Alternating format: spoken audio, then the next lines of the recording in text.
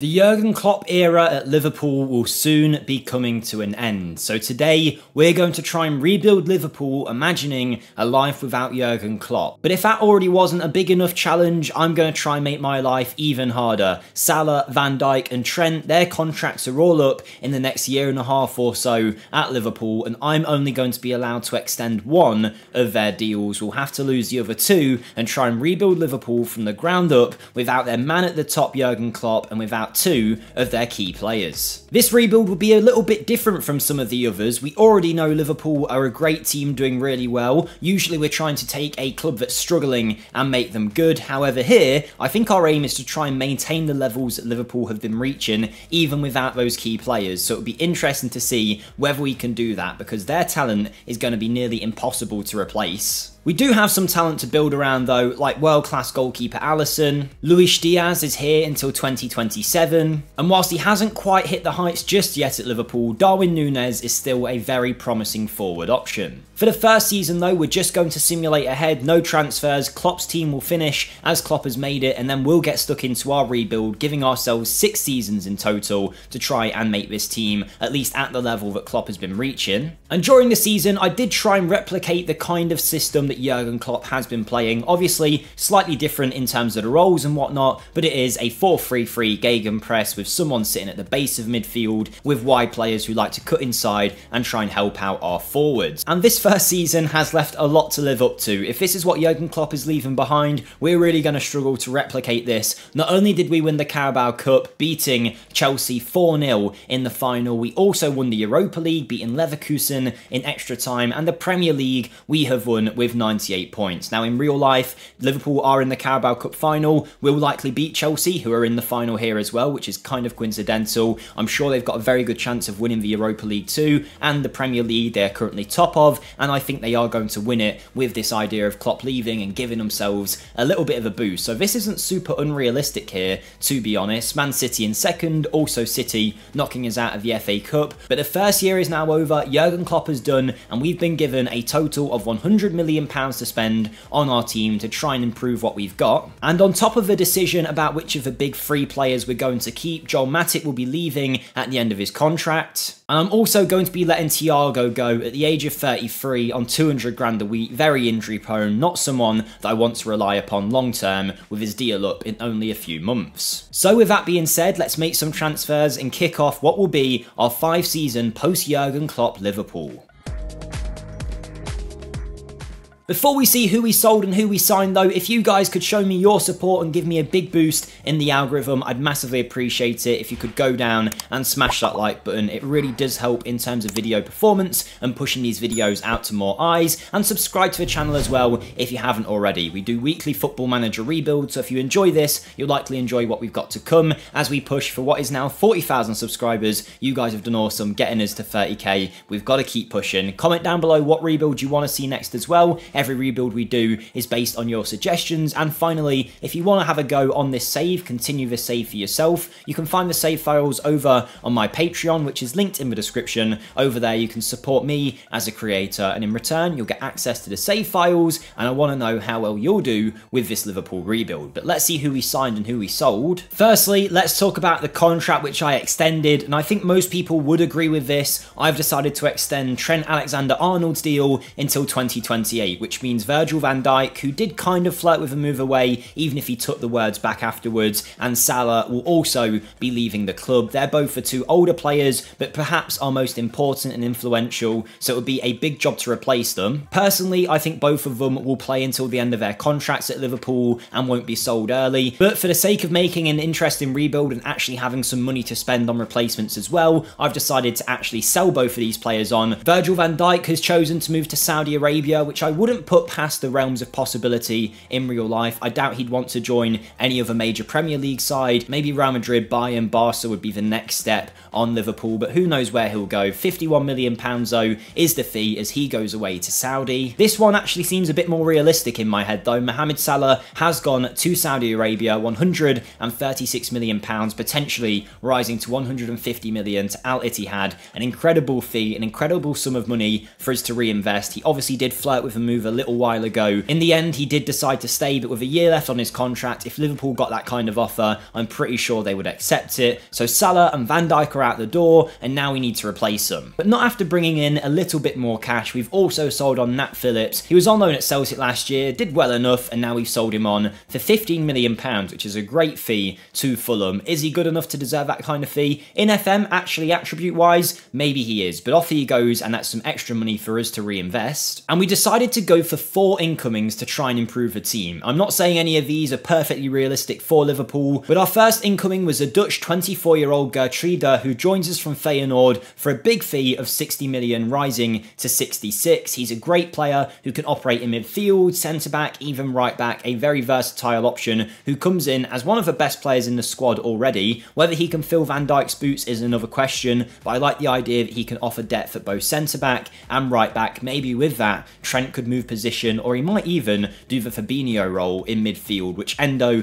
has been kindly doing for us in the meantime. My out-and-out replacement for Van Dijk, though, was Giorgio Scalvini, who we have signed from Atalanta. The 20-year-old defender is obviously very young, and I won't be expecting him to play at Van Dijk's level straight away, but he has came in for 75 million, rising to 85. Liverpool tend to be quite shrewd with their transfer business, but when they want a big player, they do tend to go all out for him. Think Alisson, think Van Dijk. We're doing the same here with Scalvini, a brilliant defender, 6'4", the perfect modern day player, 17 international caps at the age of 20, and a very bright future at the heart of our defence. I did still feel like we were quite light in midfield though, particularly with Thiago leaving as well, so I've decided to add an extra player also from Atalanta. It's 26-year-old Netherlands international Tien Koopmeiners, who joins us for a fee of 43 million, rising to 48. He's also a former Eredivisie player, had a great year last time out in Serie A, so we've decided to bring him in, and he comes in as a very talented option, able to play anywhere really in that midfield to a very high level. Now the player that I've gone for to hopefully replace Salah long term is Michael Olise. I don't think he could step into his shoes straight away. Maybe in real life he could start to do it, but in FM I don't think he's quite there just yet. As you can see, not considered the best player right now, but 22 years of age. We've paid £65 million for him. We got him from a relegated Crystal Palace. I think he's going to be a very good player for us, but it might take a little bit of time before he can really step into Salah's shoes. Thankfully, we've got the likes of Diaz, Gakpo, Jota, Nunes, even young players like Ben Doak able to play in the front three. Speaking of Ben Doak, here is the youngster, the Scottish international at the age of 18, who's a very good player who hopefully will be able to help us fill that Salah void eventually, but not quite yet. And with those signings made, here is our post-Jurgen Klopp, post-Van Dijk and post-Salah Liverpool 11, where we've got Alisson in goal, Alexander-Arnold and Robertson at the back, alongside a new centre-back pairing of Scalvini and Gertruida. We've got Koopmeiners, Szoboszlai, McAllister, Jota, Diaz and Nunes in that team. Realistically, I think Konate will be at the back and Gertruida might play midfield, but we've got so many good options, even the likes of Harvey Elliott, Curtis Jones, Joe Gomez, all to help us from the bench. So let's see how our team can do in our first season in charge of Liverpool.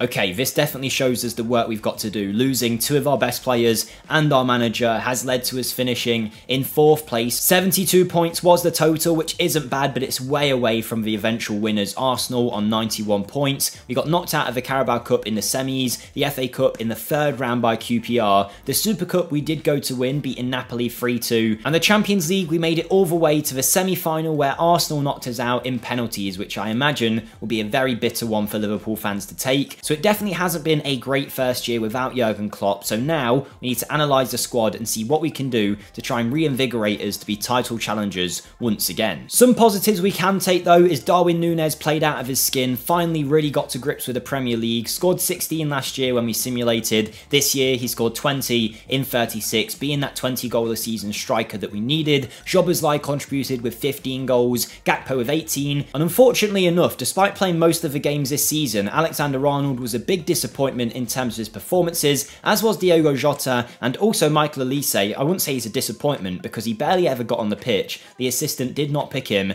when we were holidaying, so maybe we need to figure out something there. A lot of our players in the team are still quite young, so we're going to have to do a bit more work in the market to try and improve this 11. Thankfully, we have got £100 million to work with though, so fingers crossed in our second season here, we can bring in some better players.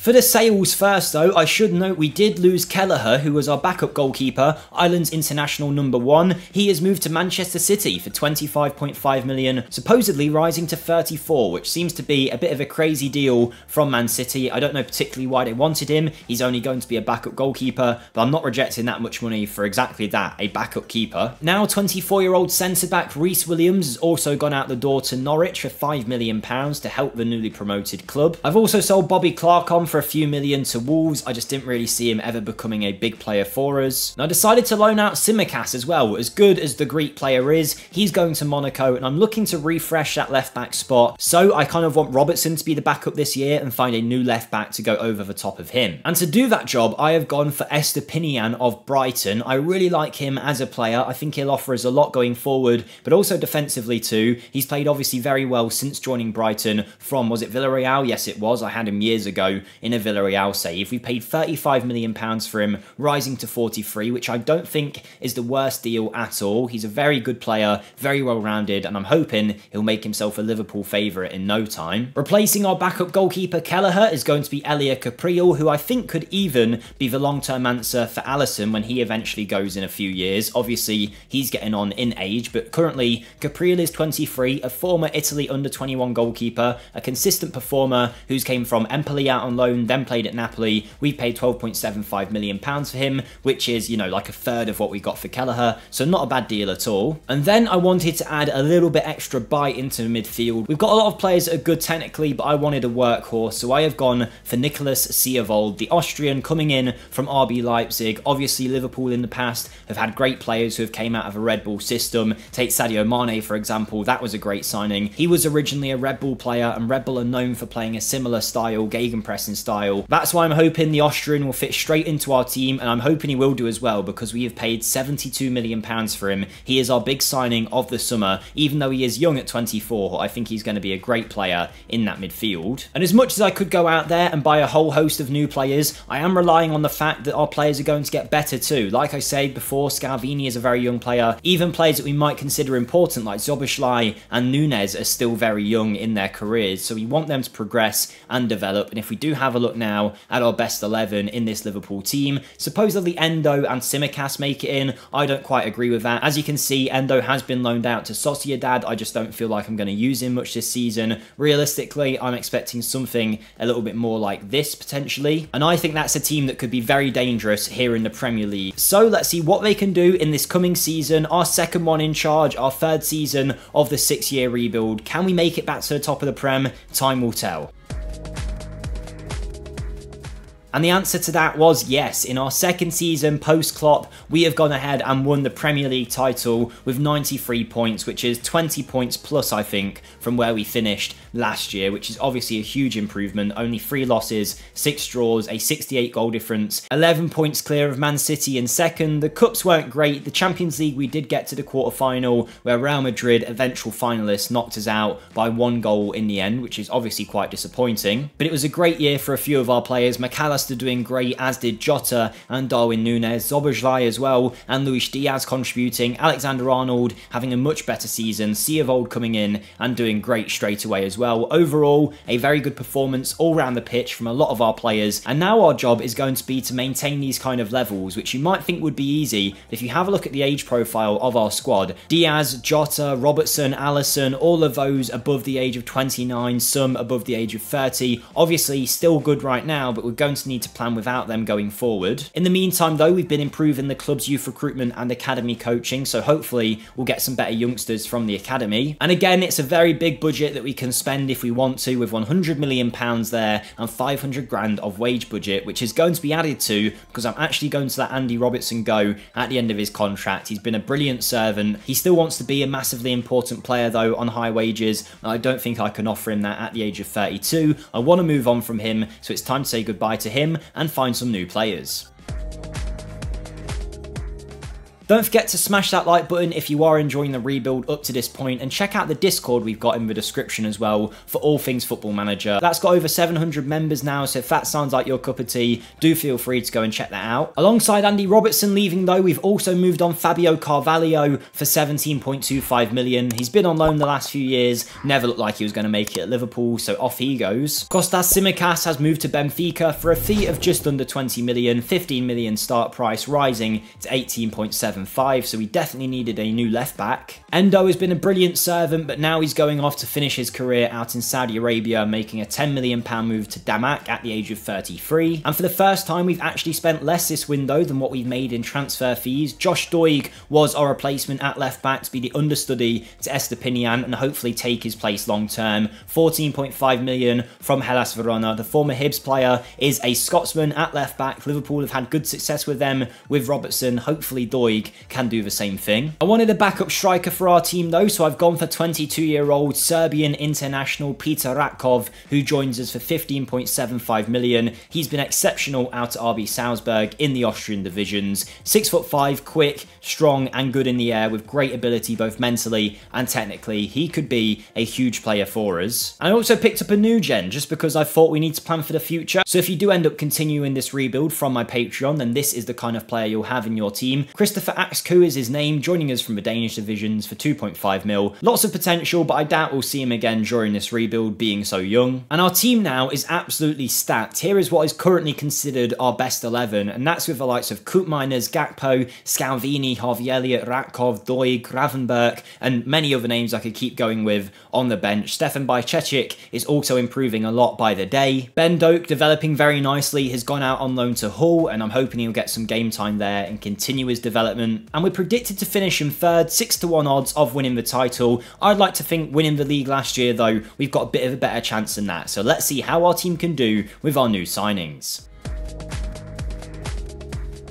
And it wasn't our best season in the league compared to last year, but it didn't matter. We got over the line, winning the title with 83 points, joint with Arsenal, but beating them on goal difference. So well done to us. That's our second Premier League trophy. Alongside winning the league and also the Community Shield after beating Juve and Inter in the Champions League, we actually made it to the UCL final where we faced off against Bayern Munich, and in the 72nd minute, Gakpo to McAllister found Estepinian on the edge of the box, back to Gakpo, he hit a shot that found Koopmeiners on the way, and he knocked it into the back of the net. And then we clearly found our groove, because only a couple of minutes later, we threaded through Darwin Núñez, who hit a long range shot, and a spill from the keeper made it 2-0 to us. Very much Karius energy in the Champions League final there from Mamardashvili in goal from Bayern Munich, but then they did pull one back in the 84th minute. Koeman went forward and found that man in the middle, Harry Kane, who tapped it in to make it 2-1. But it didn't matter because the game ended with that scoreline and we won the Champions League. So I definitely think the Jurgen Klopp era has some promise going forward for Liverpool, particularly if players like Jota, Núñez and Szoboszlai play as well as they're doing in this world. McAllister also hitting 10, Curtis Jones with 11, Estepinian really stepping up at left back this year, becoming one of our key players. Lots of players contributing, but again we need to say goodbye to a key player with Alisson's contract up at the end of the year. We're going to have to find a new number one between the sticks, and we've got a huge amount to do that with £121 million to spend. We're certainly not going to be light on the transfer front.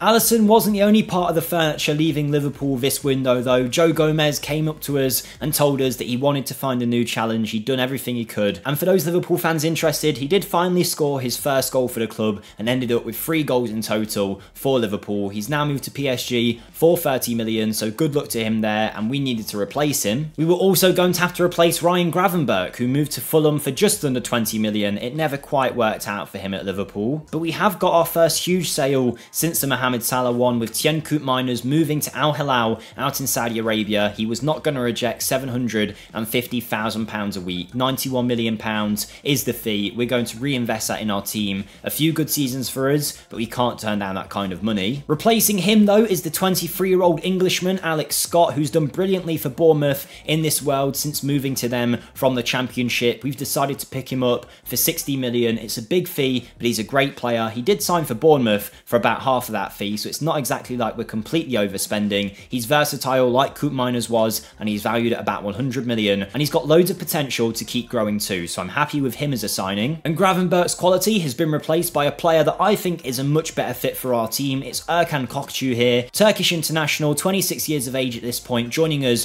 from Benfica, where he's been excellent. 46 million pounds is the fee, rising to 51. We get an elite talent in the midfield with his signing. Another Scottish fullback joining Liverpool is Aaron Hickey, who's going to offer us depth at both left and right back. At the age of 25, he joins from Brentford after some decent seasons for them for 21 million, rising to near enough about 25. Only expected to be a squad player, but a very handy one at that. And someone that feels like the perfect Liverpool signing, someone that I imagine would excel if he did join them, Pedro Neto has joined us here at the age of 27 from Wolves, where he's been a very handy player. 51 million pounds is the fee. A good option who can play left wing and right wing. He definitely adds to the levels in this team. And here is what is now considered our best 11 with all of those signings coming in. A lot of money spent, you might have noticed so. No goalkeeper was signed. That's because I actually decided to extend Alisson's contract for another year. I'm not sure I could find anyone better out there just yet, so he's going to stay in goal. It's Trent, Konate, Gertruida, Estepinian, Sievold, Szoboszlai, Jota, Diaz, and also Nunes. So a big core of that Liverpool Jurgen Klopp side is still going strong here. Loads of great players sprinkled throughout the squad though, great relationships between all the players, and hopefully that'll lead to another title in our penultimate season as Liverpool boss.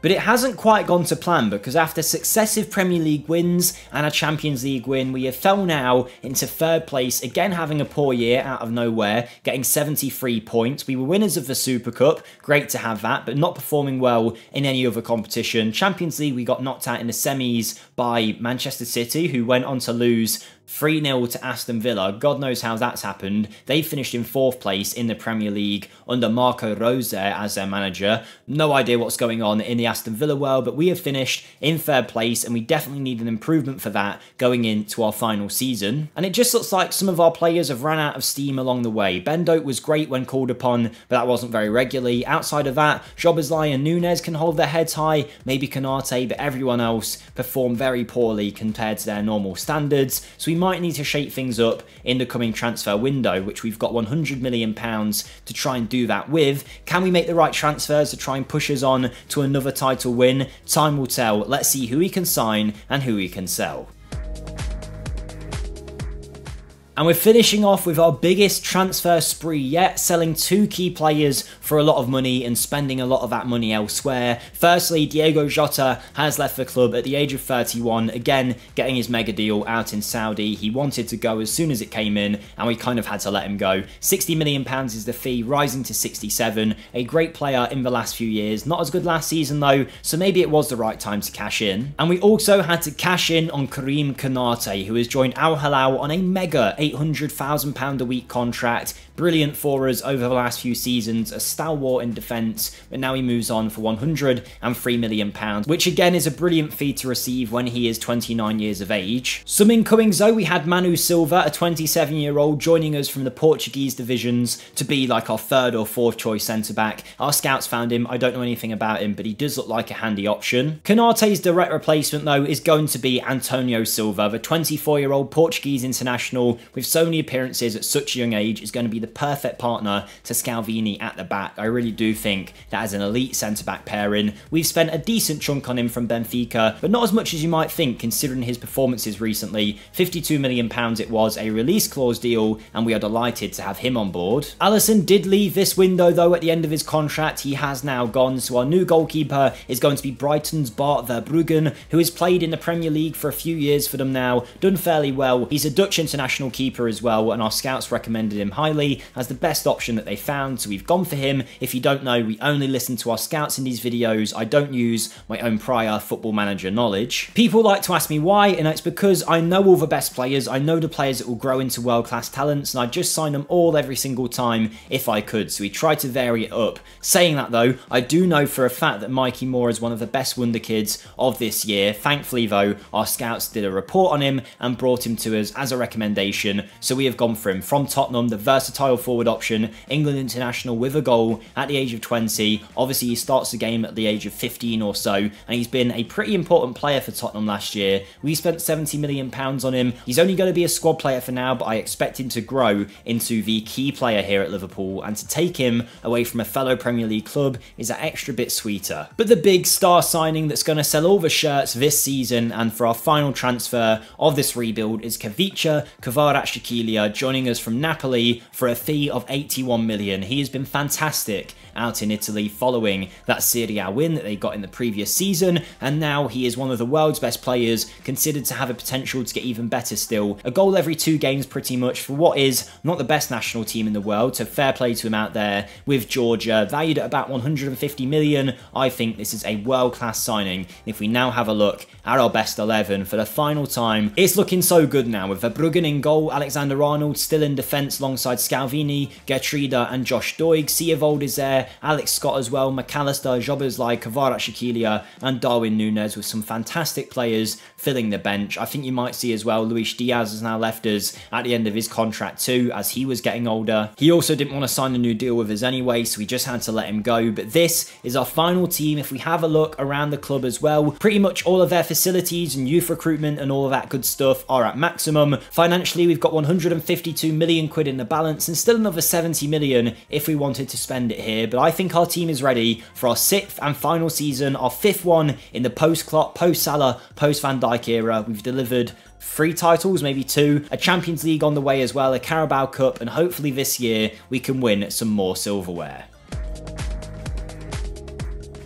Or maybe not. It seems like the job Jurgen Klopp's doing with Liverpool is a very tough one to replicate. Yes, we have done well, but it's been a second poor season in a row for us, finishing in 4th spot with 71 points. Our worst points total yet, if I'm getting that right. Champions League knocked out in the quarters, FA Cup and Carabao Cup also were no-goes really. We will still be a Champions League team, and there's a lot of money to keep improving what is a very young team at the minute, to be honest. We are doing well with such a young side. Some good performances across the board, but the likes of Kvaratskhelia and Antonio Silva will be hoping can push on a little bit going forward. I think Liverpool have now found their Salah replacement at the age of 23 in Ben Doak, who looks like a great player now. So the future is certainly bright at the club, even without Jurgen Klopp and some key players there. I think we've done well in this rebuild, but I'd like to know if you guys think we could have done better. Who should we have signed? Who should we have kept? I'd like to know your opinion. Don't forget to like the video if you did enjoy, subscribe for more, and I'll see you next time. Thank you and goodbye.